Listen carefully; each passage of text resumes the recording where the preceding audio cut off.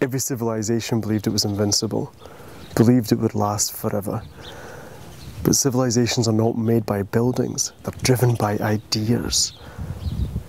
And Western civilization is a gift that took thousands of years to evolve. Our ancestors worked and fought so that we could have liberties and wealth that would have been unthinkable at any other time in history, and indeed in any other place on earth today. And it's the responsibility of every generation to take that gift and to find new ways of expressing it and to find new ways of evolving the ideas so we can pass them on to our children. Because if we become complacent and we take our civilization for granted, or if we stop believing in ourselves and what our ideas mean, then it will fade away. And all that will be left of our civilization and everything that we stood for will be the buildings. I'd like you to go back to when you were 12 years old. Can you do that? I want you to imagine it's a cold October morning in Scotland, which isn't too hard to imagine. You don't have very good clothes, they're quite threadbare. You're walking through the cold beside your father. You're walking up a hill. And as you get closer to the top, you begin a sense of men around you beginning to gather. And they're big, hard men carrying their tools.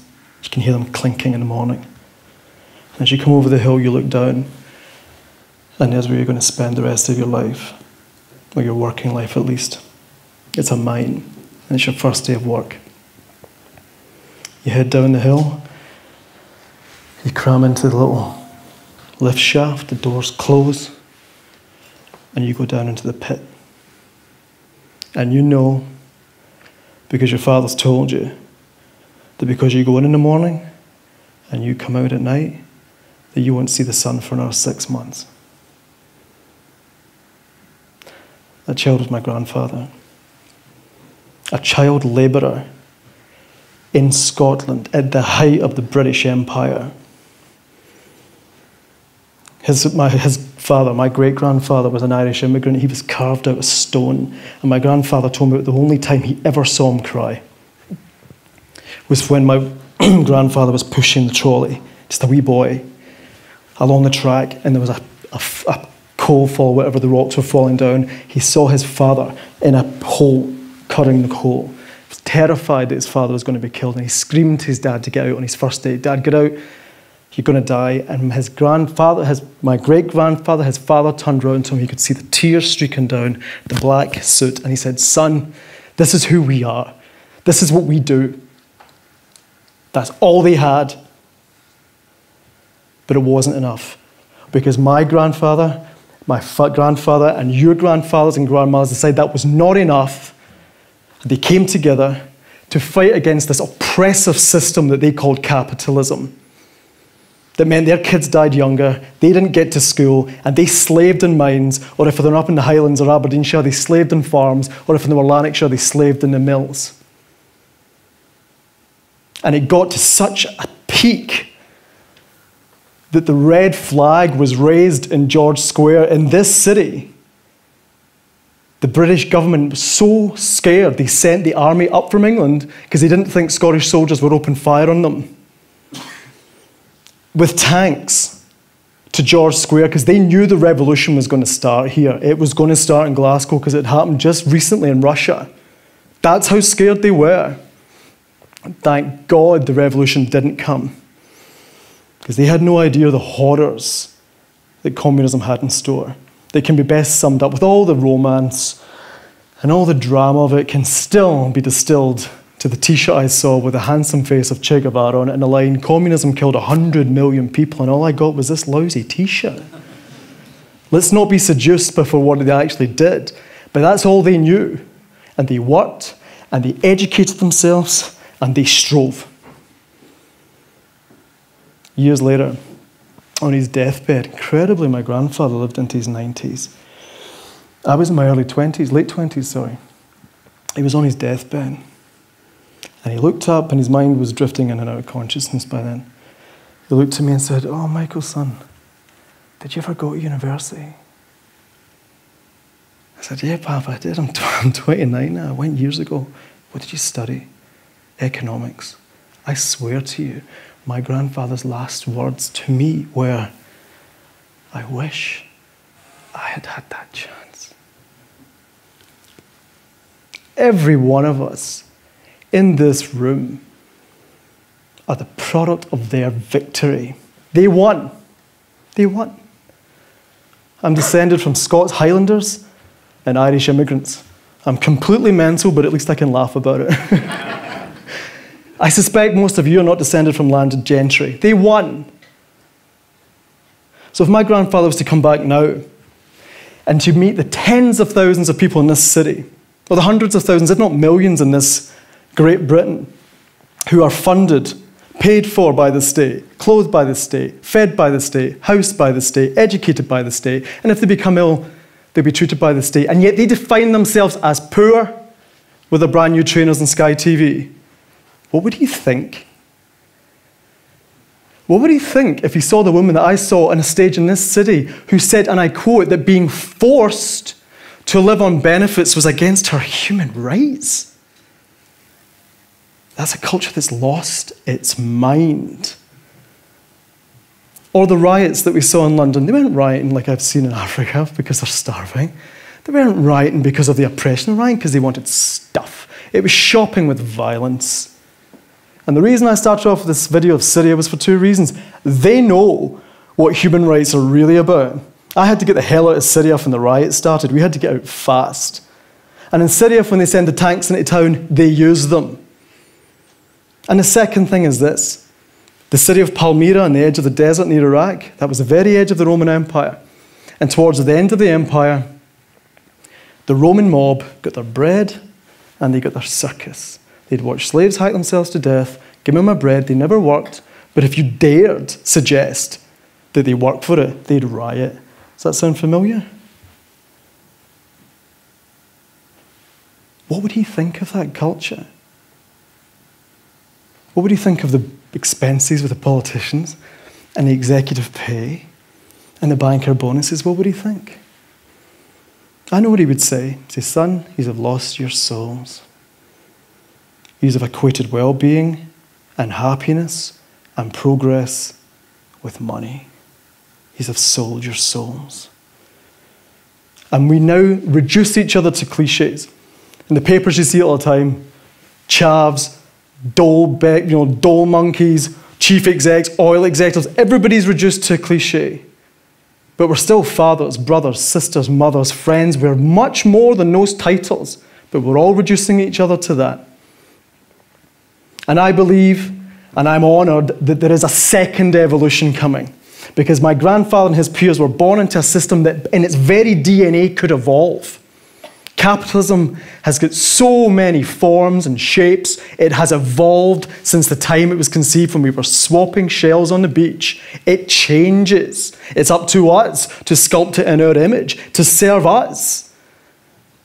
They created a system that has lifted more people out of poverty than any system ever, has created life longevity more than any other system. Science and learning, the educating of the masses, they won. Here's our challenge. Here's the torch that I put to you has been passed to us. That once you solve those basic needs, you discover one simple fact. That money and true wealth are not the same things.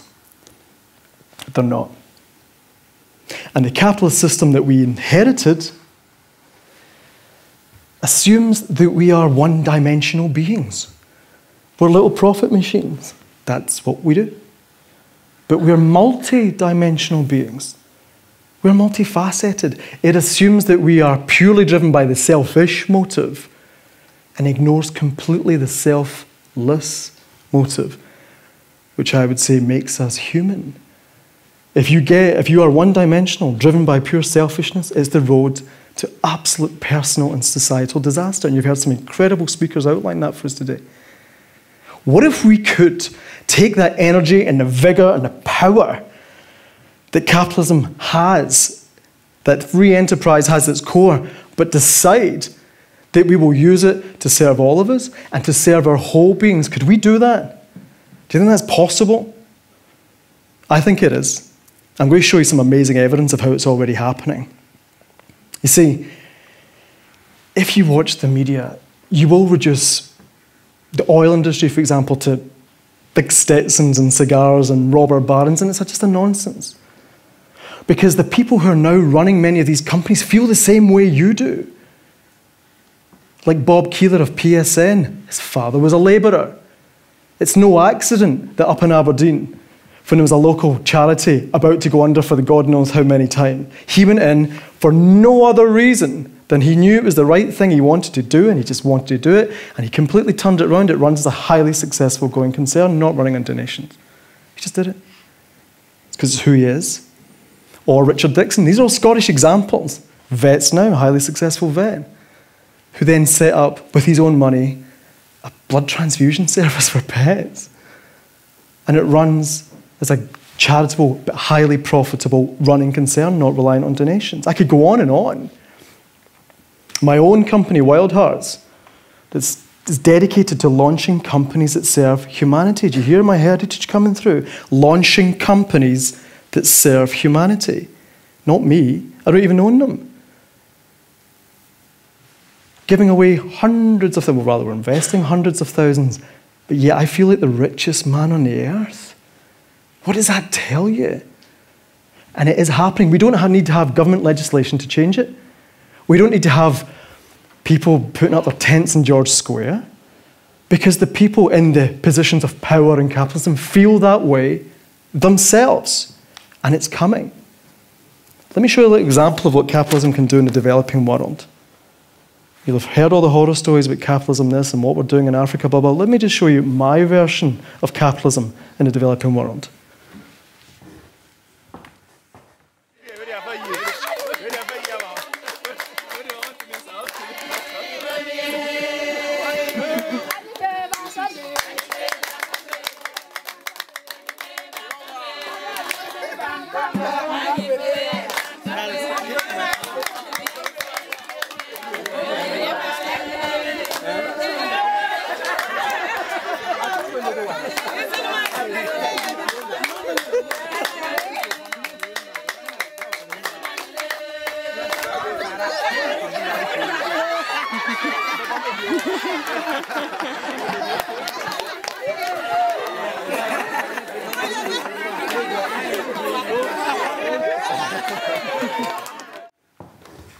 Can anybody tell me what they think that is?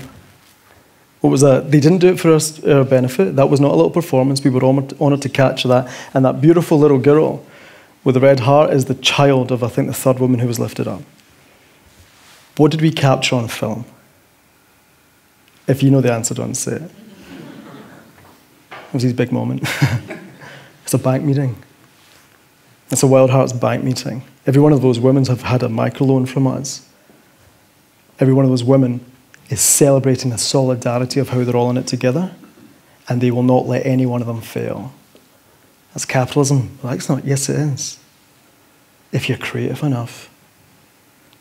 I was at a meeting, I think it was the third round of table meeting with the bankers after they had their third or fourth crash, whatever, and they're all pretty down in the mouth. I said, guys, we get 100% repayment rates consistently.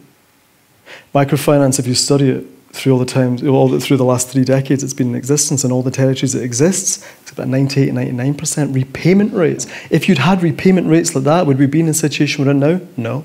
Well, you see, they don't have formal contracts, they have no formal ID, and they can't read or write. They all vouch for each other, they've grown up with each other, they love each other. You don't default on the people you love. Why don't you try that? They weren't ready for it. This isn't charity touchy-feely, we should. It's good business. Tap into the whole human being, what they really are. Don't patronise them by thinking all they care about is their bank balance.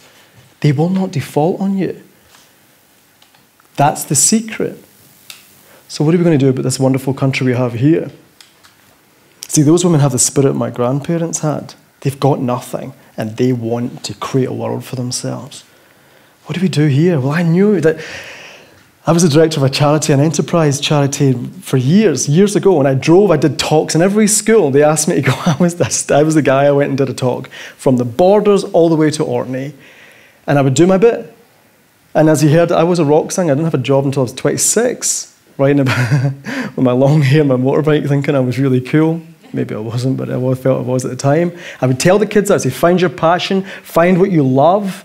And at the end, the kids would always ask me the exact same 3 things. The girls would say, what's your house like? Boys would say, what's your car like? And then they'd say, how much money you got? But they didn't say, how much money have you got? Then, how much money you got? Because it didn't move them.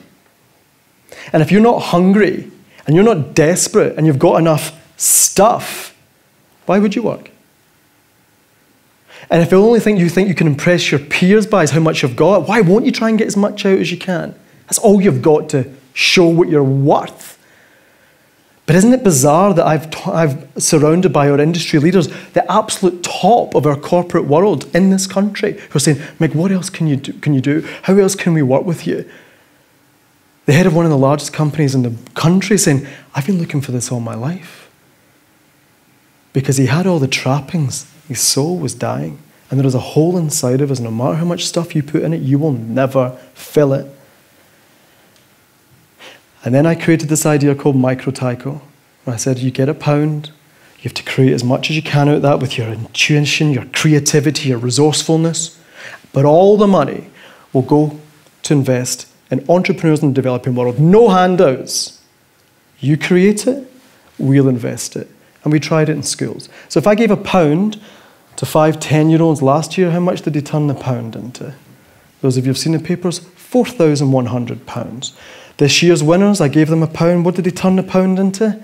9.5 grand. 10-year-olds. Why?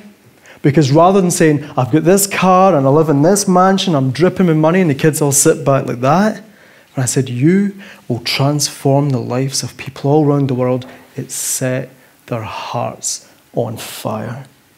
And if we set our own hearts on fire, we will discover our whole being. And it'll be incredible what we will create. A capitalism with compassion at its heart that addresses true wealth. Why not? So I'm going to leave you with this video of these little kids. And as you listen to them speak, I want you to ask yourself this question.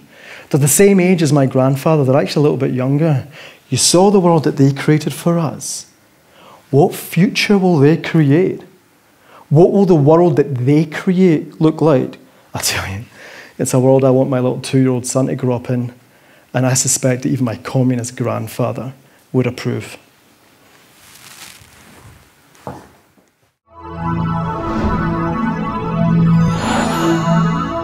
Hi, my name's Grace and I'm 11 years old, and at the start of Micro-Tyco, WildHearts gave us a loan of £1, and in the next 4 weeks of November, we changed that £1 into 9,537 pence. My name's Laura and I'm 10 years old. And I learned that all you can do is let your imagination go wild and there's no limits in stopping you. Hello, my name is Jordan Lynch and I am 8 years old. And in the future, I want to be a big business person. Hello, my name's Audie and I'm 9 years old. The thing that I've learned about Micro-Tyco is to never give up. And the advice I give to businesses is to never give up. Hi, my name's Vyom Varma. I'm 11 years old. My favorite part about Micro-Tyco is that the money we collect goes to people all around the world to help with their businesses. And what I learned is that I'm well able to speak in front of a big crowd now from going to all the businesses around Aberdeen. Hello, my name is Haley Nelson and I'm 9 years old. The thing I learned about Micro-Tyco is that you're never too young to make a difference. And a tip for the future is that what's I gonna say? Oh yeah. If you try hard, your hard work will always pay off. My name is Peter and I'm 11. The thing I liked about Micro-Tyco is that I usually work with boys in a group, but this time I had to work with girls. But it was a totally different experience and a really good one. The thing I learned from Micro-Tyco is that it doesn't matter how much money you have, it's how much imagination you have in your mind, and that's what it's all about. In the future, I hope to be a business person and help lots of people around the world who are struggling against poverty. Hi, I'm Cameron Taylor and I'm 9 years old. My favourite thing about Micro-Tyco was discovering a talent that I never knew I had. And if I keep it up, I think I might be doing something really big. Hi, my name's Leah Quantrell and I'm 10 years old. When I grow up, I will start my own business and the profits I make will go to people to help them start their own business and make a difference with their life. Because of Micro-Tyco, I am now a global ethical investor.